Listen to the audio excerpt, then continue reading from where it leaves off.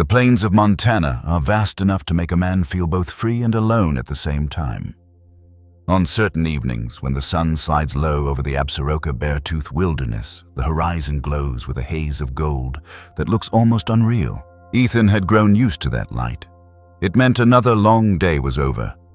It meant home wasn't far. But on this evening, something broke the pattern. Just past a bend in the dirt road, something stumbled across his headlights. At first glance, he thought it was a calf from a nearby ranch, maybe lost or injured. But calves don't move that unsteady, that disoriented. Ethan braked hard tires, skidding on gravel, and stepped out. The air smelled faintly of pine and dust. He walked toward the shape curled near the ditch, slow enough not to spook whatever it was. And then he heard it, a sound that wasn't quite a growl, wasn't quite a cry. Something high-pitched soft, almost like a child's voice, caught halfway between a whimper and a caw. He froze. It didn't sound like any domestic animal. It sounded wild. When his eyes adjusted, the truth hit him. A grizzly bear cub, no bigger than a medium-sized dog, but unmistakable with her rounded ears and wide muzzle. Her fur was patchy dark with dirt, her belly drawn in sharply. She must have been only a few months old. Alone, vulnerable. Her mother was nowhere in sight. Ethan knew enough to understand the danger of this moment. A grizzly cub without a mother is a tragedy waiting to unfold. In the wild, the odds of survival dropped by more than half. If she had siblings, they were gone. If she had a mother, she was gone too. That meant this cub, fragile, trembling, making that strange, almost baby-like caw, was facing an end that would come quickly without intervention. He could have walked away. Many people would have. The rule of thumb in places like Montana is simple: don't interfere with wild animals. It's drilled into hunters, hikers, and ranchers alike. But Ethan didn't walk away. He bent down. The cub stared up, eyes glassy as if she was already past fear. He slipped off his jacket and carefully wrapped her in it. No growl, no swipe, just stillness. That was the part that shook him. Most grizzlies, even cubs, fight over their bones. But this one seemed to have used up all she had. He carried her to his truck like someone cradling fragile glass. For a moment, sitting behind the wheel with a tiny bundle on the seat beside him, Ethan thought of driving straight to the nearest town. But he remembered the weekend wildlife rehab centers would be closed. And even if they weren't, would they take her cubs imprinted too early on? Humans often couldn't be rewilded. The truth is, many such cases end with a bullet or a needle. Officials call it humane. But to someone like Ethan, who had grown up on this land respecting both livestock and wildlife, it felt like giving up before the story even started. He looked over at the cub. Her little chest rose and fell with shallow breaths. Her paw twitched, swollen, and scraped. That baby voice echoed once more, weaker this time, as if asking a question no one else could answer. That's when he knew he couldn't leave her fate to chance. He turned the ignition headlights, cutting through the dust, and drove home. The ride back stretched long. The cub dozed in his jacket, her head lolling against the seat belt. Every few minutes, she made that strange noise again, soft, plaintive, almost human. Ethan found himself glancing over more often than he should, feeling something he hadn't felt in years. Responsibility, but also something deeper. Connection. He reached his ranch just before night closed in. The cattle were quiet, the barn lights dim. He carried her inside, laid her gently on an old wool blanket, and for the first time got a proper look. Thin, malnourished, but alive. He fetched a bowl, filled it with warmed goat milk, what he had on hand, and dipped the corner of a rag into it, letting droplets fall into her mouth. At first, nothing. Then a flicker. She swallowed. He tried again, more carefully. She swallowed again. Soon her tiny tongue flicked against the rag, searching.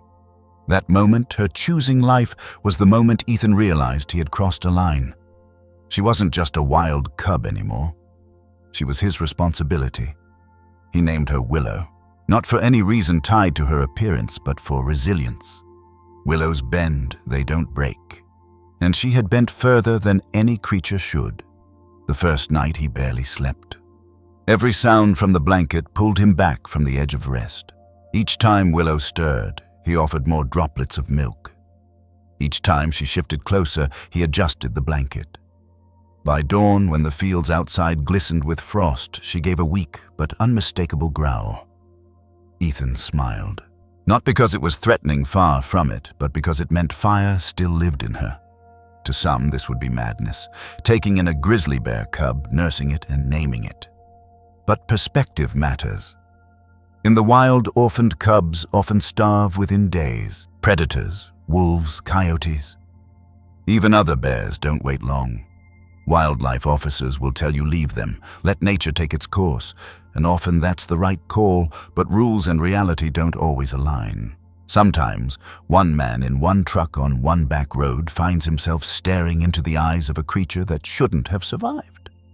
And in that instant, the decision becomes personal. That night, as Willow's breathing steadied, Ethan sat back against the wall and thought about the cost. He wasn't naive. Raising a wild animal meant more than feeding. It meant responsibility measured in years, maybe decades. It meant scrutiny from neighbors, officials, and anyone who believed they knew better.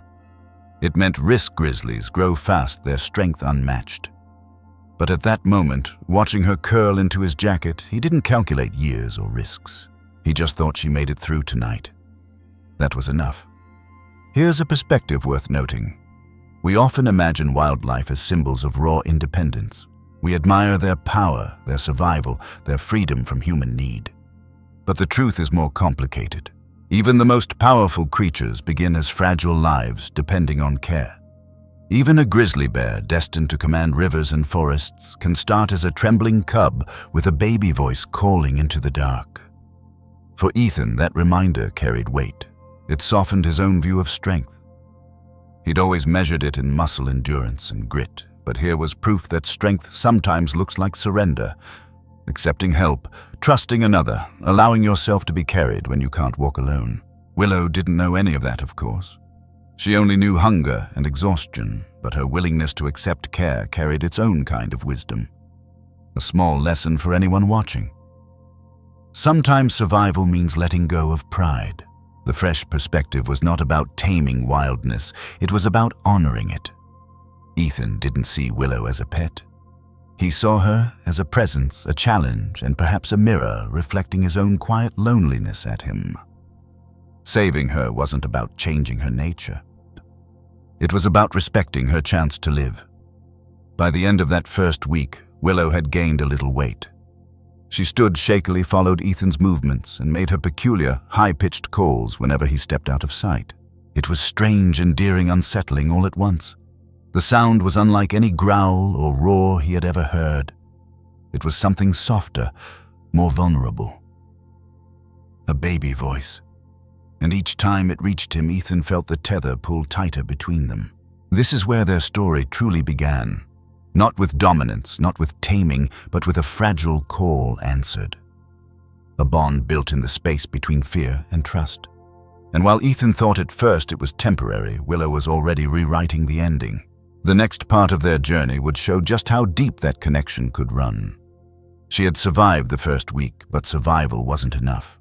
What came next was harder, teaching a wild heart to eat, to grow, to live again.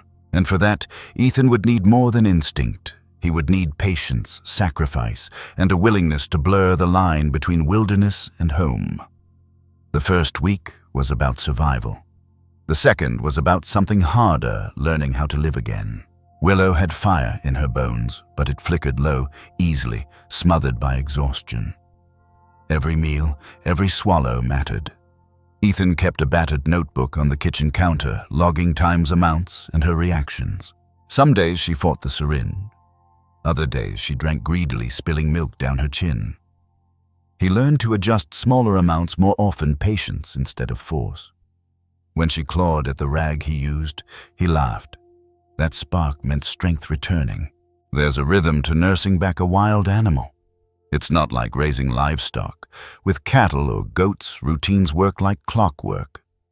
With a grizzly cub, every day rewrites the rules.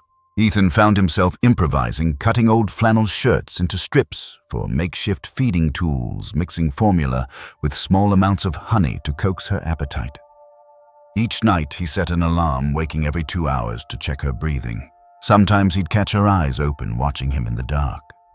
She didn't move, didn't growl, just stared. It felt less like fear and more like recognition, her wild heart learning to connect without words.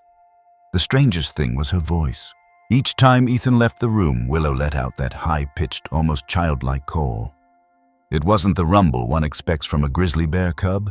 It was softer, fragile, and it carried across the wooden walls of the house like a tether. At first, it unsettled him. Wild animals don't usually call like that unless they're desperate. But after days of hearing it, he understood. It wasn't just hunger. It was an attachment. The sound meant she didn't want to be left behind, and every time he returned, she settled curling into the blanket again, as if reassured. Wildlife officers warn about this. Imprinting can change the course of an animal's life. Once a cub sees a human as a provider, release back into the wilderness grows nearly impossible. Sanctuaries often refuse them for that reason.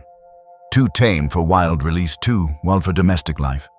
It's a no-man's land where many animals don't make it. Ethan knew this. He had spoken to a local officer already. The man's advice was blunt. She's better off euthanized, less suffering that way. Ethan hung up before the sentence ended. Willow wasn't a case file. She was breathing proof of persistence. Still, reality had to be faced. Feeding her wasn't cheap.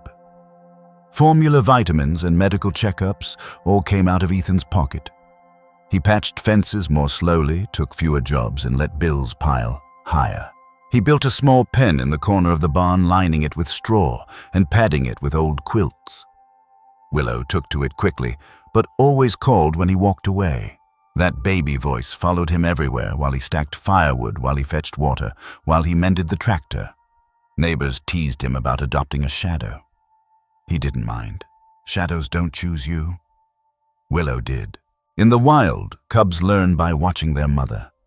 They mimic her movements, her hunting, her foraging. Without her, a cub lacks the blueprint. That's what struck Ethan most. Each time Willow pawed at his hands, watched him pour water, tracked his steps across the yard, he realized she was learning not bear lessons, but human ones. It posed a dilemma. Was he saving her or rewriting her nature? That question lingered unanswered, but he carried on anyway. Sometimes care is less about knowing the outcome and more about refusing to give up in the present. One cold night, the wind howled hard enough to shake the shutters. Ethan was fixing a loose hinge when he heard her call again, sharper this time, tinged with panic. He rushed to the barn. Willow stood unsteady in her pen fur, bristling eyes wide. The storm rattled the roof, and every crash sent her voice higher. Ethan climbed inside, sat cross-legged in the straw, and let her crawl into his lap. She weighed more now, heavy for her size, but he held her anyway. She pressed her head against his chest, breathing in time with his heartbeat. He hummed low, not words, just sound. Slowly, her trembling stopped. That night taught him something unexpected. Even wild animals can be calmed by presence alone. Sometimes protection isn't about fences. It's about trust. As weeks stretched on, Willow's appetite grew. She moved from rag feeding to bowls, from milk to softened meat. She nipped playfully at his boots, dragged sticks around the yard, and tested her claws on the woodpile. Ethan let her explore under watch, but never without caution. He knew grizzlies weren't pets. They grow fast, their strength doubling in months. Yet despite warnings, he saw a truth most people overlooked. Even as she gained power, Willow remained gentle with him. She never bit with full force, never lashed out in fear. Instead, she followed him with a devotion that bordered on dog-like, and each time he left, the baby's voice echoed until he returned. There's a lesson here that reaches beyond bears. Dependence isn't always weakness. For Willow, calling out wasn't just a need, it was a survival strategy. In the wild, cubs cry. To find their mothers, to signal danger, to stay connected. Transplanted into Ethan's care, that instinct transferred. It's easy to dismiss dependence as fragility, but in truth, it's a survival tool as ancient as the forest. Humans forget this. We're taught to stand alone to silence our cries. Yet even the strongest creatures call when they need someone. Willow's voice reminded Ethan and anyone who listened that asking for help isn't weakness. It's wisdom. A fresh perspective comes from contrast. Grizzlies in Montana roam valleys, rivers, and forests, learning to dig roots, hunt fish, and mark territory. Cubs wrestle with siblings, trail behind mothers, and test boundaries against wolves. Willow's world was smaller, a barn, a yard, a man, yet she showed the same resilience, the same stubborn will to adapt. The setting changed, but the instinct endured. That's the paradox of wild animals raised by humans. They bend toward the life given to them without losing the core of what they are. Willow was still a bear. She just learned to be one in Ethan's orbit. By the end of her second month with him, her baby voice had shifted. Still soft, still high-pitched, but steadier now, less frantic. It wasn't just a call for food anymore. It was a call for presence. She wanted him near. She wanted the rhythm of boots on floorboards, the scrape of tools in the yard, the assurance that she wasn't alone. Ethan began to see the calls not as interruptions, but as conversations. He answered with his own rhythms returning when she called, speaking in low tones, even humming as he worked. The dialogue was wordless, but it shaped their bond. Neighbors started asking questions. "You really think you can raise a grizzly? What happens when she's grown? What about the law?" Ethan brushed them off with half answers. The truth was, he didn't know. The future was cloudy, but in the present, Willow was alive, growing, calling, responding. That was all the clarity he needed. The rest would come later, for better or worse. For now, the mystery of what she might become wasn't frightening, it was motivating. One afternoon, a wildlife officer stopped by. He inspected the pen, looked at the cub, and shook his head. "You know this isn't how it's supposed to go," he said. Ethan nodded. The man's next words carried weight. "If she keeps bonding like this, there's no releasing her. You're in this for life or not at all." When the officer left, Ethan sat by the barn door listening to Willow's soft calls.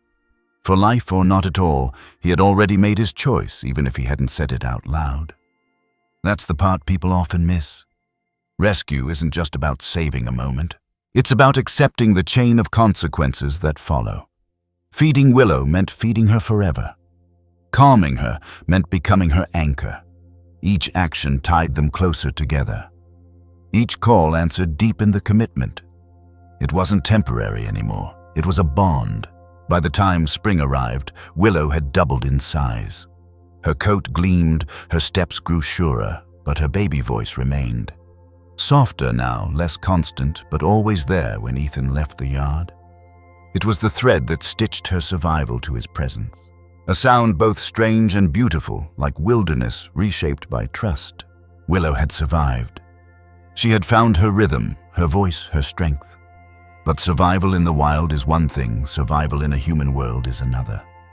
And Ethan knew that to keep her safe, he would have to build more than trust. He would have to build a home strong enough for both of them. By the time Willow hit her third month on the ranch, Ethan knew the barn corner was no longer enough. She paced more, tested the wood with her claws, and pulled at the quilt until it tore. Her appetite doubled. Her curiosity tripled. And when she pressed her face to the window slats, that baby voice carried across the yard like a reminder she wasn't meant for cages. She needed space structure, something closer to the wilderness she'd lost. That realization landed heavily on Ethan. Saving her life was one thing. Giving her a life worth living was another. He started with fence posts, old cedar he had lying around, hauled upright with sweat and a borrowed auger. Then, wire mesh strong enough to hold back cattle, but not nearly strong enough for a growing grizzly bear. Willow watched from the barn, calling whenever he walked out of sight, that odd childlike cry breaking the silence. He called back, speaking low as he worked, as if explaining what each swing of the hammer was for. She quieted each time his voice carried. By the second week, the outline of the enclosure took shape logs for climbing shaded corners and a water trough sunk into the ground. A sanctuary in miniature. Costs stacked quickly. Steel reinforcements, chain links rated for wildlife, and concrete footers so she couldn't dig under. Ethan kept receipts in a shoebox, but the stack grew thicker than his paycheck could handle. Friends offered advice he didn't ask for. Why not send her to a zoo? What happens when she gets too big? Some weren't advised at all. You're crazy. One day she'll kill you. Ethan heard it all. Still, each morning he tightened bolts, ran more mesh, laid more stone. Building wasn't just about containment. It was about respect. If Willow were to stay, she deserved more than straw in a barn corner. She deserved a place where her instincts had room to stretch. Adult grizzly bears can bend steel with enough leverage. They've been known to tear open dumpsters, pry car doors, and break reinforced glass. Designing an enclosure isn't about building a cage. It's about creating an environment that respects their strength while protecting them from human danger. Ethan studied blueprints from wildlife parks, called a local vet, and even consulted an officer who inspected carnivore facilities. The verdict was clear if he was serious. The sanctuary had to be built like a fortress. And so it was. Double gates, 8-foot fencing, logs set upright for clawing, a den box for shelter lined with straw, shaded from wind. None of it is pretty. All of it is practical. But while the work was technical, the connection was personal. Willow followed him around the perimeter, her nose pressed through the gaps as if inspecting progress. Sometimes she mimicked his motions, pawing at the fence when he hammered, growling softly when he strained with the auger. He laughed, sweat running down his face, and told her she was the foreman.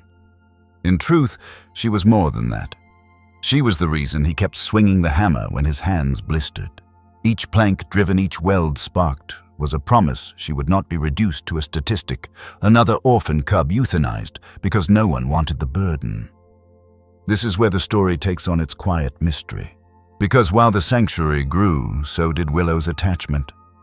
The baby voice came less often now, but it hadn't disappeared. She still called when he walked out of sight for too long. She still pressed against the gate until he returned.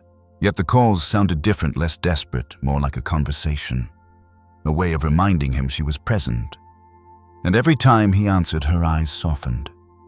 That exchange, strange as it was, became part of the rhythm of building. Fence, call, answer. Pause, repeat. 2 lives tethered by sound. Neighbors grew wary. Some drove by, slowly windows down, muttering about the man raising a bear. A few stopped to warn him. It's not natural. You're asking for trouble. Ethan nodded politely, then turned back to his work. He knew the risks. But here's the perspective he carried. Danger exists in every life we choose to care for. Farmers get trampled by cattle. Ranchers get kicked by horses. Even dogs bite when frightened. Wild animals carry sharper risks, yes, but they also carry sharper lessons.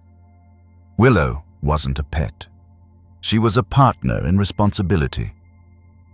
Mirror, reflecting the choices he made. If he treated her with care, she would return it. If he failed, her consequences would follow. That clarity kept him steady. By midsummer, the sanctuary was complete. The day Ethan opened the gate and let Willow step into her new space, something shifted. She padded cautiously, sniffing logs, pawing at the water trough, circling the perimeter like she knew this was hers. Then, without hesitation, she let out that strange, baby-voiced call, turned her head toward Ethan, and sat down by the climbing log, as if waiting for him to join. That moment confirmed what he had suspected all along. Space mattered, but presence mattered more. She didn't just want ground to roam. She wanted him in it. Freedom without connection feels hollow. Animals in the wild have their kin, their packs, their mothers. In captivity, too often, they are given only space, not companionship. Ethan couldn't replace a mother bear, but he could offer presence, consistency, and care.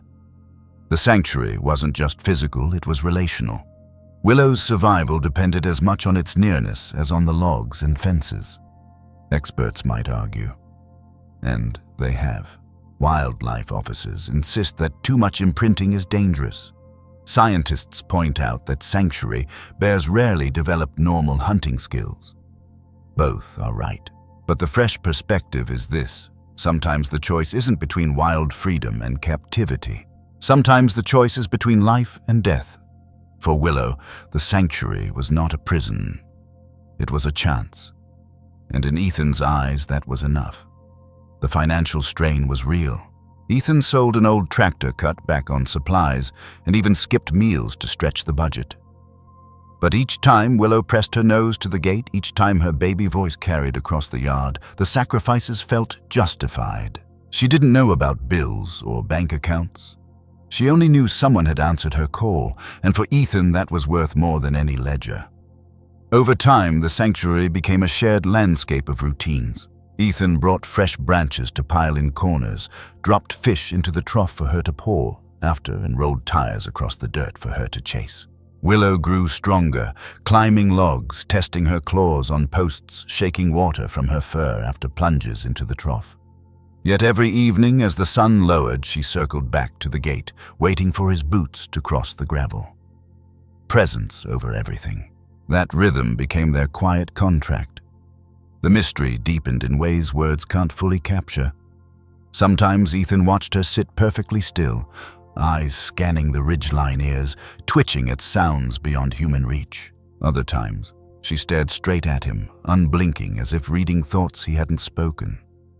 She was both apart from him and inseparably near, wild and tethered, fierce and fragile.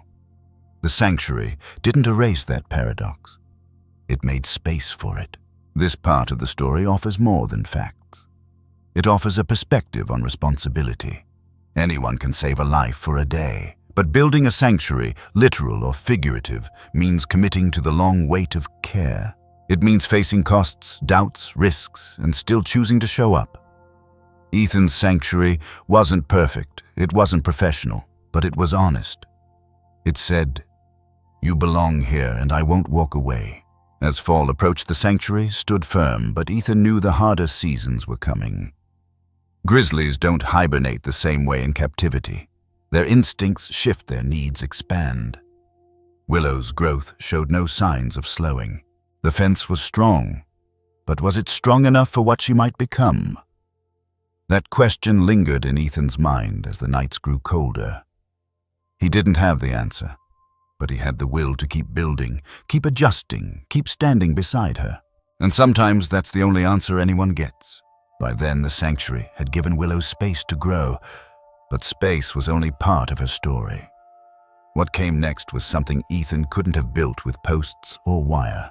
It was the unfolding of her personality, quirks, habits, and a voice that revealed more about loyalty than any fence ever could.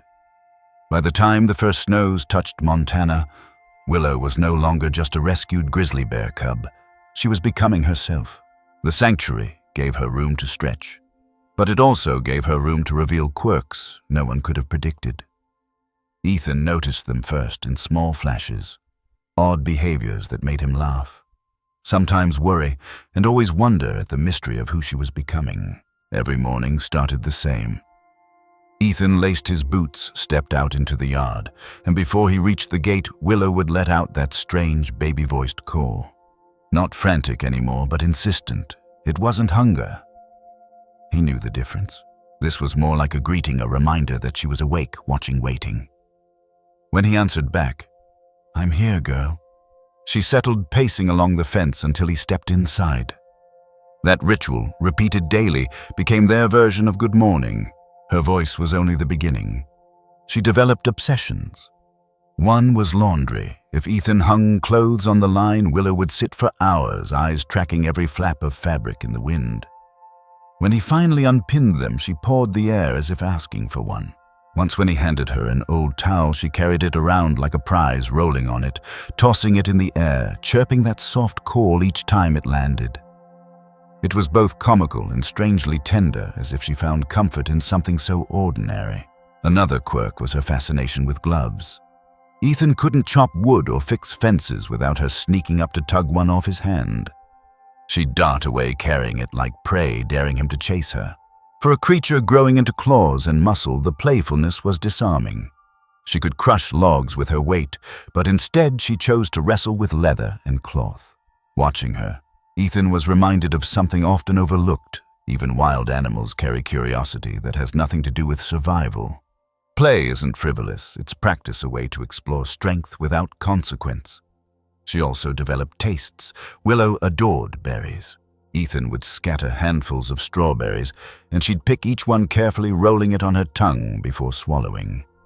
Watermelon, though, she rejected with a dramatic shake of her head. It wasn't just preference, it was personality. A reminder that even among wild animals, individuality runs deep. In the wild, grizzly cubs spend their first years shadowing their mother, learning to forage, to fish, to recognize threats. Their quirks are shaped by survival. Willow had no mother to mimic, no siblings to wrestle with. Her quirks came from watching Ethan. When he stacked wood, she poured branches. When he filled a trough, she splashed. When he crouched to tie his boots, she crouched too, studying his hands. It was mimicry, but it was also more. She wasn't just copying, she was building her own language, a way to participate in the life unfolding around her. Some neighbors scoffed. "She thinks she's a dog," one said after seeing her trail Ethan to the gate like a shadow. But Ethan shook his head. Dogs are bred for loyalty, their instincts tuned over centuries. Willow was different. Her loyalty wasn't inherited. It was chosen. That choice made it powerful.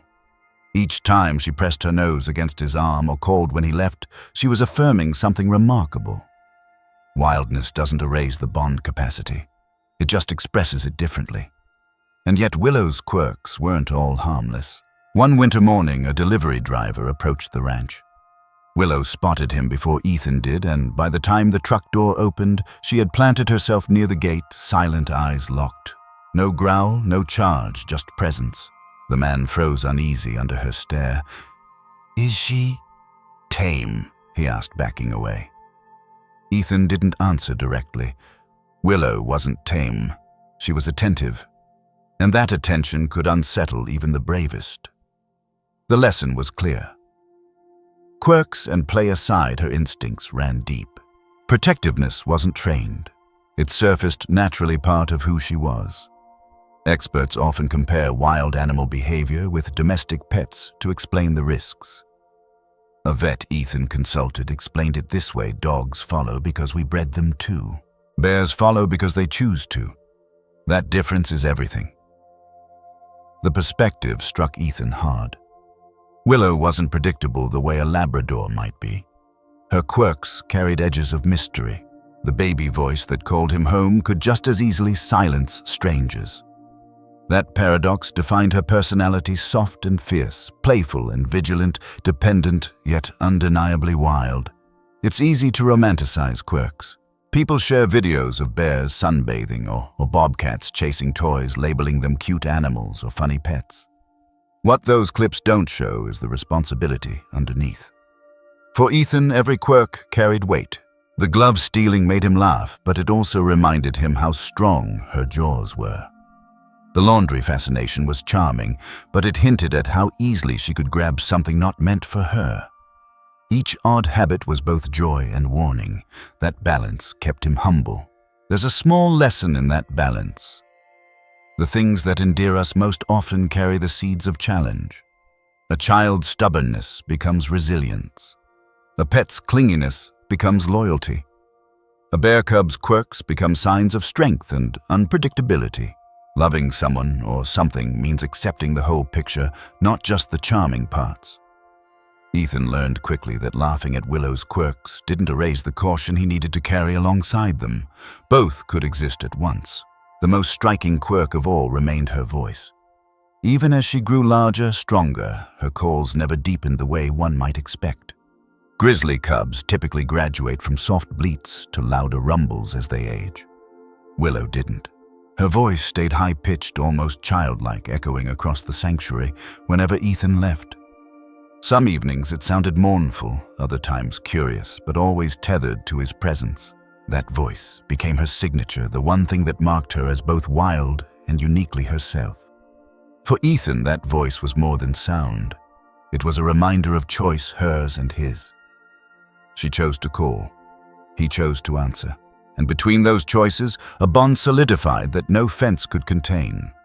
A fresh perspective emerges here. Loyalty isn't measured by species. It's measured by action, by the consistency of returning, of calling, of answering. Willow's quirks weren't random. They were her way of writing herself into Ethan's life. Over time, the quirks became stories. Stories that neighbors repeated even as they shook their heads.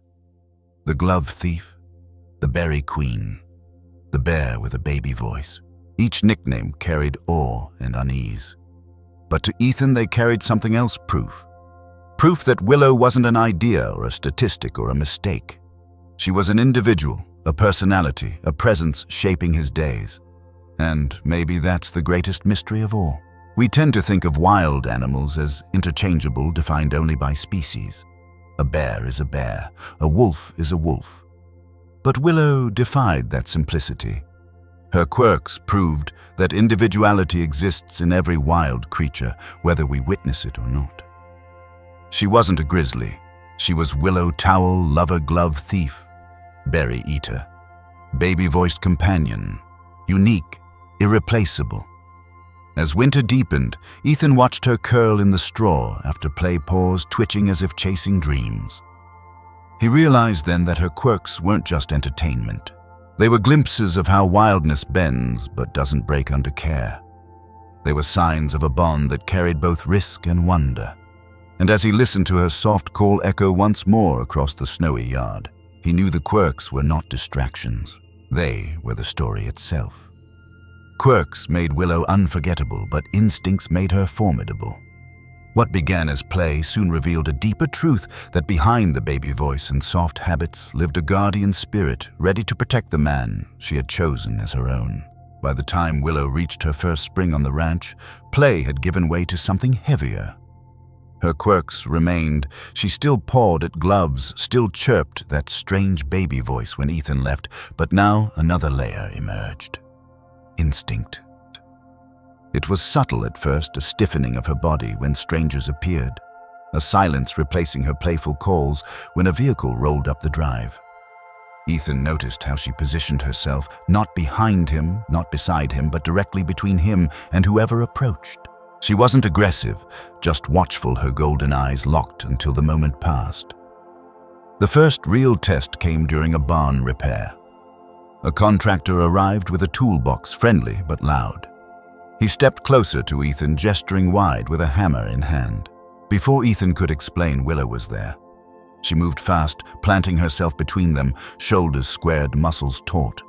No growl, no charge, just presence. The man froze uneasy under her stare.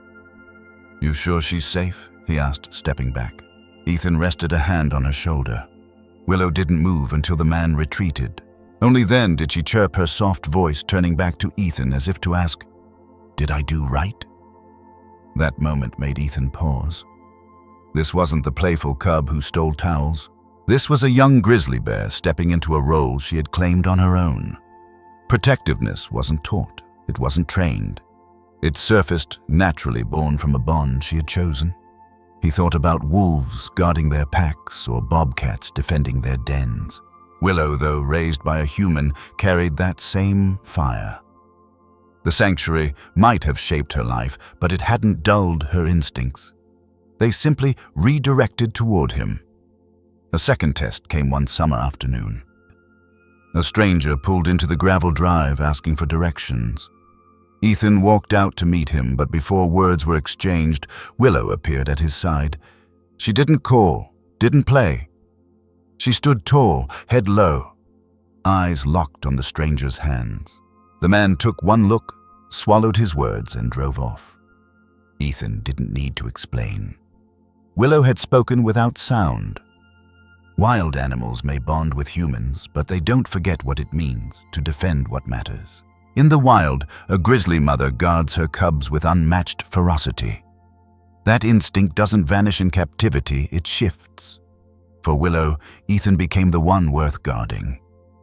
Her presence turned into perimeter, her silence into shield. It wasn't something he asked for. It was something she decided. Ethan wrestled with that reality. On one hand, her protectiveness gave him comfort. On lonely nights, knowing she patrolled the sanctuary's edge let him sleep easier. On the other hand, he worried. What if her instincts misfired? What if someone she didn't know approached with good intent? He sought advice. A local vet told him, "You can't unteach instincts. You can only respect them. Your job is to manage the situations, not erase the behavior. The words stuck.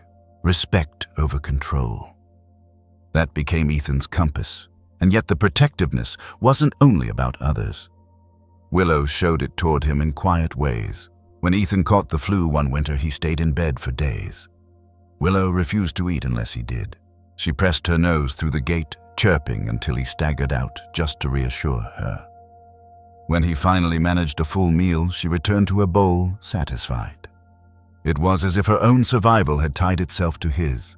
That bond, unspoken yet undeniable, carried both beauty and weight. Love in any form carries responsibility. Willow's protectiveness wasn't a gift. It demanded Ethan's vigilance, his presence, his awareness. Just as she had chosen to guard him, he had to choose to honor that trust. Many people dream of wild animals acting tame of loyalty without cost. But real loyalty, whether human or wild, always comes with obligation. Willow wasn't a pet. She was a partner, one whose instincts demanded as much from Ethan as his care demanded from her. The most dramatic test of her guardianship came in the spring when a wild black bear wandered too close. Ethan was stacking wood by the porch when Willow stiffened inside the enclosure. Her eyes were fixed on the tree line. Before Ethan spotted the intruder, Willow had scaled the climbing log, let out a roar unlike any sound she'd ever made in his presence, and launched herself against the fence. The black bear froze, then bolted into the trees. Willow paced the boundary for minutes. After rumbling low, every hair bristled. Ethan called her name, but she didn't answer. Not until the threat had vanished did she chirp her soft voice and settle again. That day changed Ethan's understanding. The quirks had made him smile, but this, the fierce instinct-driven protector, left him humbled. Willow wasn't taming herself for him. She was bending her instincts toward him. That difference mattered. It meant she still carried her wildness, but she directed it in service of their bond. To some, that was dangerous. To Ethan, it was sacred. We often see loyalty as obedience, as something trained or expected. But Willow's loyalty was different. It wasn't taught. It wasn't bought with food or commands. It was freely chosen. And when loyalty is chosen, it carries a power deeper than any leash could hold. Ethan saw it every time Willow stepped forward instead of back, every time she silenced her quirks to stand watch. Her guardianship wasn't about dominance. It was about devotion. Other rescue stories echo this truth. Tales of cougars protecting caretakers of wolves, refusing to leave injured humans, of bobcats sounding alarms when danger approached. They all share a common thread: wild instincts redirected by bond. These stories remind us that the line between wild and domestic isn't as sharp as we think. What matters isn't whether the animal was tamed, but whether the relationship was built on trust strong enough to channel instinct into protection. Willow's story fits squarely in that lineage. Still, Ethan couldn't ignore the risks. He knew stories of bears turning unpredictable, of accidents that ended in tragedy. Each time Willow placed herself between him and a stranger, he felt the weight of both comfort and caution. But instead of pushing against it, he leaned into the lesson: instincts aren't enemies. They're truths. Respect them and you find harmony. Disrespect them and you invite chaos. That balance became his rule. As spring turned to summer, Willow's guardianship became routine. Delivery trucks were met with silent stares. Neighbors found themselves watched from a distance. Even storms drew her to the highest log scanning horizons, as if daring the thunder itself to cross her ground. Ethan never asked for this, but he grew grateful for it. Her protectiveness didn't isolate him. It reminded him that in a world where loyalty often feels scarce, he had arrived in the form of a bear with a baby voice who refused to let harm come near. But instincts, as powerful as they were, didn't exist in a vacuum. Guardianship made Willow extraordinary, but it also made the outside world more wary. And soon, law, community, and conservation would collide with the sanctuary Ethan had built, testing not just his bond with Willow, but the very right to keep her at his side. The more Willow grew, the more impossible it became for Ethan to ignore the world beyond the fence. Inside the sanctuary, their rhythm worked her baby voice at dawn, his footsteps circling the yard, her watchful eyes tracking strangers. But outside, questions were rising. Neighbors whispered, officials took notice, and laws waited like shadows on the horizon. Caring for a grizzly bear wasn't just about food and fences. It was about navigating a system built to say no. The first confrontation came on a gray morning when two wildlife officers pulled into the drive. They didn't come with guns drawn or sirens flashing, but with clipboards and cautious eyes. Ethan greeted them at the gate, Willow standing just behind, silent alert. One officer scribbled notes, while the other asked questions that sounded less like conversation and more like checklist items. Enclosure height, veterinary records, emergency plan. Ethan answered as best he could, producing receipts, vet reports, and photos of the build. Willow paced the fence, eyes fixed, her loyalty evident in every step. The officers weren't hostile, but their words carried weight. Grizzly bears are federally protected. They're not meant for private ownership. Even sanctuaries struggle with the cost and risk. You understand what you're holding here, don't you? Ethan nodded. He understood better than anyone. But what he couldn't explain in forms or permits was the bond. Willow wasn't a trophy or a display. She was family. And family doesn't fit neatly into regulations. Still, the law had its say. The officers left with a promise to return, inspections scheduled every 6 months, and paperwork piled high. For Ethan, it was exhausting. For Willow, it was baffling. Each visit, she stood between him and them, silent, steady, reminding him why he endured the questions. Keeping a grizzly bear legally requires more than a fence. It requires state permits, federal exemptions, liability, insurance, constant vet care, and proof of public safety measures. Sanctuaries follow strict codes, from double entry gates to quarantine protocols. For one man on a modest ranch meeting, those standards was nearly impossible. And yet Ethan managed. Not perfectly, not without strain, but with enough grit to keep Willow safe from being taken. Conflict didn't end with paperwork.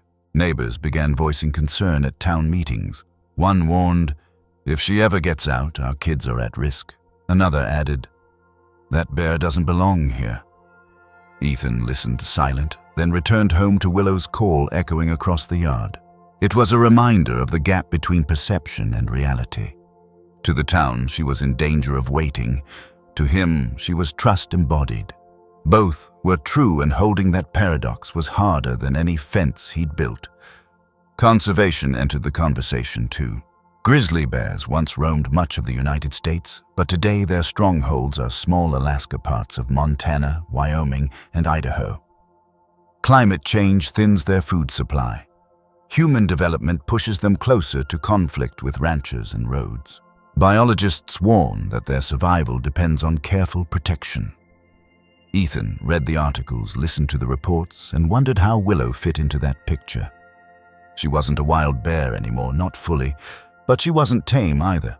She existed in the gray, a living question mark about what happens when human compassion collides with wild survival. Sometimes protection isn't about saving a species in numbers, but about honoring one life in particular. Willow wouldn't repopulate Montana's wilderness. She wouldn't fish in rivers or raise cubs of her own. But she mattered. Her life carried meaning, not because she represented a population, but because she embodied resilience. For Ethan, caring for her was a commitment at its most personal. A vow that one life wouldn't be discarded because it didn't fit a category. The conflict wore on. Bills piled, inspections loomed, town whispers grew. And yet, each night Ethan sat by the sanctuary fence, Willow pressed close, her soft call bridging the gap between human and wild. That connection reminded him of why he fought. Laws were necessary, yes. Conservation demanded rules. But within those rules, compassion had to find a voice. Willow was his proof. A fresh perspective comes from seeing both sides. Laws exist to protect people and wildlife alike. They prevent reckless ownership, and they safeguard species from exploitation. But laws rarely account for bonds like Ethan and Willow's. They measure risk, not loyalty. Conservation strategies count numbers, not personalities. And yet real change often begins with the outliers, the stories that don't fit the mold. Willow wasn't a statistic. She was a story, and stories once heard reshape how we think about what rules are for. One evening, after another tense meeting with officials, Ethan sat on the porch, papers scattered, doubts heavy. Willow approached the gate, chirped in her baby voice, and waited. He rose, crossed the yard, and leaned against the fence. She pressed her forehead to his arm. In that moment, the paperwork, the laws, the neighbors, all of it faded. What remained was the truth he had carried from the start. She had chosen him, and he had chosen her back. That's the heart of the lesson. Conflict isn't always about winning or losing. Sometimes it's about standing in the tension, refusing to abandon what matters, even when the world says it's easier to let go. Ethan could have surrendered Willow to a facility. He could have bowed to pressure. Instead, he chose to carry the weight because her trust demanded nothing less. As summer stretched on, inspections came and went. Some officers softened, seeing the upgrades he made, the care he took. Others remained skeptical. Conservation groups debated. Was Willow's story an argument for compassion or a warning about human interference? Ethan never claimed to know the answer. He only knew the life in front of him, the voice that called him home each day. And maybe that's the fresh perspective worth keeping. Conservation is often painted in grand strokes, policies, species counts, population recovery. But its heartbeat is quieter. It lives in the daily choices to respect, protect, and value even one wildlife. Ethan's sanctuary wasn't a solution for grizzlies everywhere. It was a promise to one. And that promise, fragile as it was, held power. By the time autumn winds swept through, the conflict hadn't ended, but it had changed shape. The law still watched, the town still doubted. Conservationists still debated. But Willow remained growing stronger, her quirks deepening, her instincts sharpening. She was no longer just the cub rescued from a roadside. She was a guardian, a presence, a living paradox. And Ethan, despite the strain, wouldn't trade her voice for silence. The questions of law and conservation were heavy, but answers came not from paperwork or arguments. They came from Willow herself, because soon, in moments of danger and crisis, she would prove exactly why her life and their bond was worth defending. For months, Ethan had balanced law, neighbors, and costs, but none of that compared to the test that came when danger itself arrived. It wasn't planned. It never is. The first time Willow's guardianship became more than presence, more than instinct, it was the kind of moment that carves itself into memory. It happened on a late summer evening. The day had been hot, the air heavy with smoke drifting from wildfires burning miles away. Ethan was in the kitchen, tightening a loose cabinet hinge, when Willow began pacing in her sanctuary. At first, he thought it was her usual restlessness, but her movements grew frantic. She pawed at the gate, scratched the boards, let out her baby voice, not as a greeting, but as a sharp alarm. When he finally stepped outside, the truth rose behind her, smoke thick and dark, spilling over the ridge like a slow wave. The fire was closer than anyone had warned. Sirens hadn't sounded. No neighbors had come running. It was Willow who had noticed first. Ethan didn't wait. He grabbed essentials papers, a water jug, a toolbox, and opened the sanctuary gate. Willow ran to the far edge, tail rigid, then circled back to him. Her message was clear. Leave now. Hours before an evacuation order, Ethan loaded his truck. Willow pressed against the fence until the last moment, her voice following him as he drove down the dirt road, leaving behind a ranch that, thanks to her, would be spared. Wild animals often sense danger long before humans. Bears detect wind shifts in scent, in subtle vibrations. Their instincts are not guesses. They are honed by survival across generations. Willow had inherited those instincts, and she had redirected them toward Ethan's safety. Without her, he might have stayed too long, trusted official warnings, and lost everything. Her voice became not just a tether, but a siren. The second test came weeks later, unrelated to fire. Ethan was repairing a section of the roof on the old barn. The ladder was steady until it wasn't. One misstep, one slip on loose shingles, and he crashed to the ground, wrists snapping, ribs bruised. Pain stole his breath. He tried to rise and couldn't. Willow had been lounging near the logs, but in seconds she was at his side, pacing, chirping urgently, nudging his shoulder with her nose. When he failed to stand, she bolted. The nearest neighbor, Jacob, later swore he'd never seen anything like it. A grizzly bear pounding across half a mile, slamming against his porch screen, pacing, growling until he followed. She led him straight back to Ethan, circling until Jacob called for help. Emergency crews arrived uncertain at the sight of a bear hovering near the injured man, but Willow didn't growl, didn't lunge. She sat beside Ethan's head, eyes fixed on every movement, leaving only when he was safely lifted into the ambulance. That day, Jacob shook his head and said, "That bear saved you. Guardian angel in fur." Ethan didn't argue. He just scratched Willow's ear and whispered, "Family. Guardianship isn't always about force. Sometimes it's about foresight. Sometimes it's about refusing to leave when it matters most." Willow didn't fight the fire. She warned. She didn't heal Ethan's broken ribs. She fetched help, but her choices made the difference between survival and loss. Heroism doesn't always roar. Sometimes it chirps with a baby voice and runs for the nearest door. A fresh perspective unfolds here too. We often assign heroism only to humans, to firefighters, doctors, rescuers.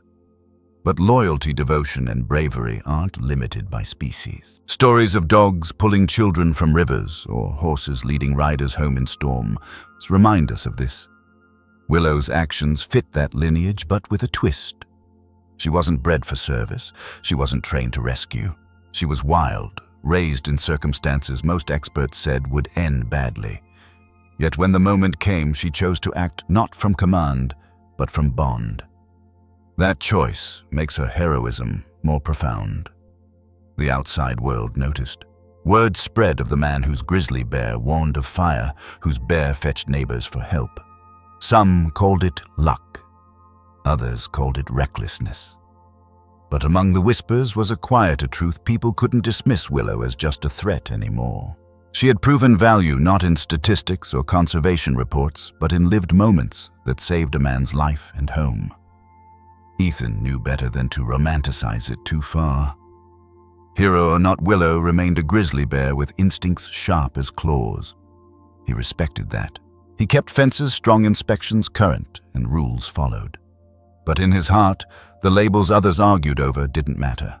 Hero, pet, threat, none fit. She was Willow. His shadow, his alarm, his rescuer, and maybe that's the small lesson worth carrying forward. Bonds once forged can reshape instinct. They don't erase wildness, they redirect it. Willow never stopped being wild. She never lost her strength, her unpredictability. But she bent those qualities toward Ethan's well-being. That's not taming, that's choosing. And in that choice, her wild heart revealed something timeless love in any form protects. The mystery deepened after those crises. Ethan sometimes caught her staring into the distance as storms built or pacing hours before visitors arrived. It was as if she could read what was coming long before he could. He didn't try to explain it. He simply accepted the gift. Willow's vigilance wasn't magic. It was instinct sharpened by bond. And each time her voice carried across the yard, he felt safer than any fence could make him. By autumn, he no longer saw her as the cub he rescued. He saw her as the partner who had saved him in return. That shift mattered. It reframed their relationship from caretaker and dependent to equals bound by trust. She wasn't his ward anymore. She was his guardian, and in that role she had earned her place beyond question. Heroism gave Willow a place in Ethan's world beyond law, beyond doubt. But what lingered most wasn't the fire she warned of or the fall she answered. It was the quiet moments, the baby voice at dusk, the press of her forehead against his arm, that revealed the deepest truth of all, that love, even between man and wild, can last a lifetime. Even after the fire warnings, the fall, the inspections, the doubts, life with Willow settled back into its strange rhythm. She wasn't a cub anymore. She was powerful now, a full-bodied grizzly bear, her shoulders broad, her claws curved, her weight undeniable. But when Ethan stepped outside at dawn, she still greeted him with that same soft baby voice. The sound was no longer desperation, it was recognition. a way of saying I'm here and I know you are too. That call carried more weight than any roar. It stitched their days together, a thread that ran from the first roadside rescue to each quiet evening on the porch. To strangers, she was a wild animal fenced on a ranch. To Ethan, she was the voice that reminded him he wasn't alone. For a man who had once thought silence was his companion, Willow's voice filled spaces he didn't know were empty. There's a truth about loyalty that Willow embodied. Loyalty doesn't erase difficulty. It doesn't cancel risk. It simply insists on staying. When Ethan was tired, she waited by the gate. When storms rattled the windows, she perched high watching lightning as if she could hold it back. When grief struck like the day Ethan received news of his brother's passing, she didn't make a noise at all. She simply leapt onto the porch, pressed her head into his chest, and stayed. No words, no baby voice, just presence. Sometimes presence itself is the loudest act of loyalty. Knowledge deepens the story. Biologists remind us that grizzly bears live decades, sometimes 25 to 30 years in captivity. They adapt, but they don't lose wildness. Their senses stay sharp, their instincts intact. Willow's story is unusual, not impossible, but rare. Most cubs orphaned this young don't survive. Those who bond with humans often end in tragedy or separation. That makes Willow's survival and her bond all the more extraordinary. She wasn't supposed to make it, yet she did because one man chose to answer a call instead of walking away. Ethan had thought he had saved a cub. In truth, Willow saved him too. She gave his solitude shape. She filled his quiet days with sound and movement. She taught him that strength isn't only about standing tall, it's also about leaning into another when storms come. He looked at her and understood resilience in a way no book or law could explain. She didn't just survive. She loved fiercely and without question. Love doesn't always look like we expect. Sometimes it comes in the form of a dog waiting by the door, sometimes in a child's laughter, and sometimes in the rarest of moments, in a grizzly bear with a baby voice calling out across a Montana ranch. What matters isn't the form it takes. What matters is the consistency, the willingness to stay, to protect, to return again and again. There's also a fresh perspective on how Willow's story connects to conservation. We talk about endangered animals, wildlife rescue sanctuaries, and rare animals in documentaries. We watch cute animals online share wild animal stories and marvel at wildlife photography. But those images are distant abstract. Willow made conservation personal. She showed that caring for one life, however complicated, has value. Protecting a species begins with recognizing the worth of the individual. One cub mattered. One bond mattered. That's the thread that leads us to care for forests, rivers, and whole populations. And maybe this is the quiet knowledge hidden in her baby voice that wild animals aren't only statistics or symbols. They are individuals, each with quirks, instincts, and choices. Willow wasn't just a grizzly bear. She was a willow berry eater, a glove thief rescuer and guardian. That uniqueness is what conservation truly protects. Not just numbers, but personalities. Not just ecosystems, but stories. Ethan never forgot the fragility that started it all the night he found her trembling by the roadside, skin clinging to bone. He never forgot the first time she swallowed milk, the first time she pressed her nose into his arm, the first time her strange call echoed through his home. And years later, hearing that same sound still made him pause. Because in her voice lived every reminder of why he built fences, filed permits, endured questions. In her voice lived the proof that saving even one life could ripple far beyond the fence line. As time passed, he noticed his steps slowed, his hands stiffened. Age was coming for him, as it comes for everyone. Willow, though, remained steady. She paced when he was gone. She chirped when he returned. She leaned against the fence when his shoulders sagged, pressing her presence into his weariness. And when he whispered, "I got you, girl," she always answered back, soft and certain, "I got you first." That exchange was more than ritual. It was a contract. She had chosen him once, and she never unchose him. So what does that mean for us? Watching, listening, reflecting on a story that feels both impossible and undeniable. It means the bonds we choose matter. It means loyalty doesn't have to be trained. It can be chosen freely, fiercely across boundaries of language and species. It means that saving one life, however small or inconvenient, can transform two lives forever. Think about your own life. Who calls for you in ways soft or loud? Whose presence steadies you when storms rattle the windows? And more importantly, whose call have you chosen to answer? Willow's story isn't just about a man and a bear. It's about the universal truth that connection saves us. Not once, not in dramatic moments only, but over and over in quiet daily acts of showing up. If Willow's voice and Ethan's choice moved you, let that reflection sit for a while. Let it guide you to notice the calls in your own life. And if you want to carry more stories like this, stories of wild animals, rare animals, wildlife, rescue, animal sanctuaries, the strange loyalty that bridges humans and wildlife, stay with us. Like this video, share it if Willow's story touched you, and subscribe so you don't miss the next journey.